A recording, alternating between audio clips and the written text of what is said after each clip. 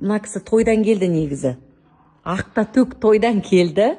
Бірақ тойдан келгеннен кейін міндетті түрде закуска, перекус. тамақ бар ма дейтін. Сіздерде осындай жағдай бар ма жалпы? Бізде осылай. Қонаққа тойға барып келгеннен кейін міндетті түрде үйге келгеннен кейін тамақ сұрайды айналайындар. Үйдің астына. Сосын біз алдық та қара кәдімгі өзіміздің қазан дейміз ғой енді. Кәдімгі ауылдағыдай қып-қызыл қып картопты қуырып, жылқының етін турап, мынандай қып, салатты тесте жасап Арасында жібердік. ем тұрасыз. Олай жөніндікі тиіспейміз. Сонымен мінекей осындай жағдай айналайын. Бұл шынайы өмір кәдімгі, шынайы. Осылай, ас болсын. Ұнады ма картоп?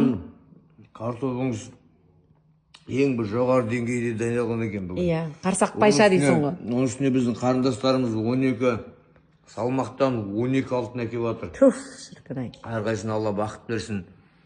Алға Қазақстан ғой. Иә, керемет.